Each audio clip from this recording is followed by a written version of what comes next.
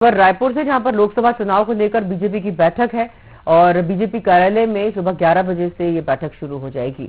प्रदेश सह प्रभारी नितिन नवीन इस बैठक को संबोधित करेंगे और चुनाव के लिए बनाई गई समितियों की ये बैठक होगी। प्रदेश चुनाव समिति और सभी मोर्चों की भी बैठक आज 11 बजे शुरू होगी। सीएम विष्णुदेव साय बैठक में शामिल होंगे। लोकसभा में जिताऊ प्रत्याशियों के नामों पर भी चर्चा की जाएगी और बैठक में संभावित सूची की तैयारी की जाएगी और केंद्रीय चुनाव समिति की बैठक में ये सूची पेश की जाएगी।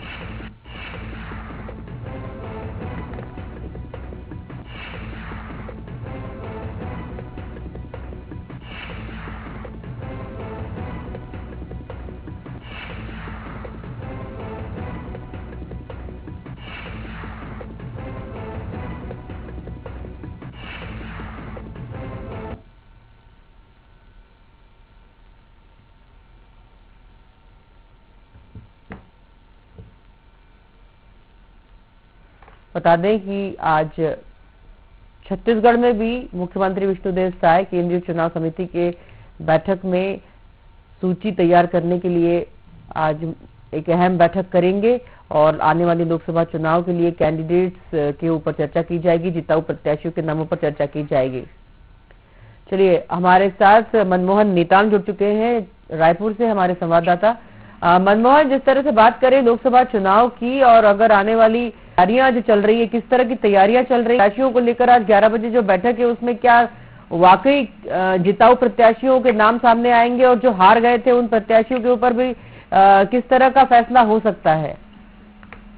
बिल्कुल, देखिए सरिता, आज सुबह 11 बजे प्रदेश के जो कुशाभाऊ ठाकरे परिसर है, बीजेपी का जो कार्यालय है, यहाँ पर बीजेपी की एक बड़ी बैठक होने वाली है। इस बड़ी बैठक में मुख्य रूप से जो बात करूं, लोकसभा चुनाव को लेकर चर्चा होगी कि किस तरीके से प्रत्याशी चयन करना है, जिताऊ प्रत्याशियों को टिकट देना है। ये तमाम मुद्दों को लेकर आज बैठक होगी। इस बैठक में प्रमुख रूप से बीजेपी के प्रदेश सह प्रभारी नितिन नवीन बैठक में उपस्थित रहेंगे और साथ ही साथ मुख्यमंत्री विष्णुदेव साय, क्षेत्रीय संगठन महामंत्री अजय जामवाल और साथ ही साथ बीजेपी के प्रदेश अध्यक्ष किरण सिंहदेव शामिल रहेंगे। देखिए, सबसे महत्वपूर्ण बात बता दूं कि संभावित सूची को लेकर चिंतन मनन होगा, क्योंकि 29 तारीख को दिल्ली में जो होने वाली राष्ट्रीय चुनाव समिति की बैठक में जो सूची है उन्हें रखना है और बीजेपी चाहती है कि लोकसभा चुनाव के ठीक पहले वो अपने कैंडिडेट, अपने प्रत्याशियों का ऐलान कर दे, क्योंकि प्रदेश में इस बार बीजेपी 11 की 11 सीटें जीतने का दम भर रही है, दावा कर रही है और लक्ष्य निर्धारित कर अब चुनावी मैदान में उतर चुकी है। बीजेपी चाहती है कि प्रदेश की 11 सीटें बीजेपी के झोली में आए।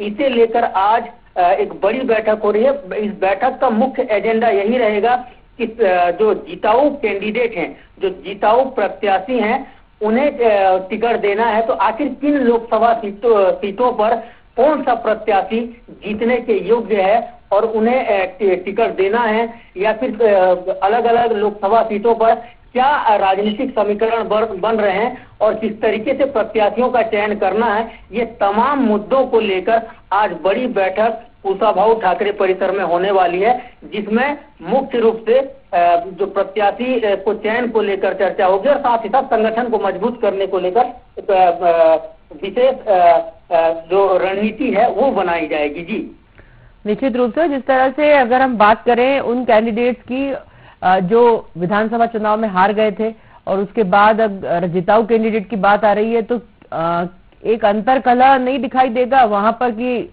जिनको कंसीडर नहीं किया जाएगा उनके अच्छे परफॉर्मेंस के बाद भी? मनमोहन, सही से एक बात बता दूं कि विधानसभा चुनाव में लोकसभा के सदस्य, मतलब जो एमपी थे, उन्हें भी विधानसभा चुनाव के मैदान में उतारा गया था और उनकी भी जीत हुई है। तो जाहिर तौर पर उनकी जीत हुई है, तो अब लोकसभा सीट में उस स्थान पर सीधे प्रत्याशी बनाया जाए, क्योंकि हम देख रहे हैं कि बहुत सारे जो नेता हैं बीजेपी के, उन्हें भी आस थी कि उन्हें मंत्री पद मिलेगी, लाल बत्ती मिलेगी। हालांकि बीजेपी के प्रदेश अध्यक्ष हुआ करते थे अरुण साह, वो सांसद थे, वो उन्हें विधानसभा का टिकट दिया गया, उप मुख्यमंत्री पद से नवाजा गया।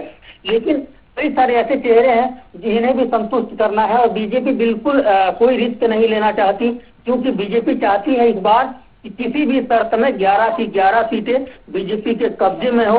उसे लेकर वो स्ट्रिक्ट रूप से जो प्रत्याशी है प्रत्याशियों का चयन करने वाली है और चिंतन मनन होगा और एक रणनीति बनाई जाएगी। और डबल इंजन की सरकार फिलहाल चल रही है और बीजेपी प्रदेश में पूर्ण बम्पर जीत के साथ सत्ता में आई है। तो बिल्कुल बीजेपी चाहती है कि 11 की 11 सीटें जीता कर देश के प्रधानमंत्री को तोहफा दीजिए।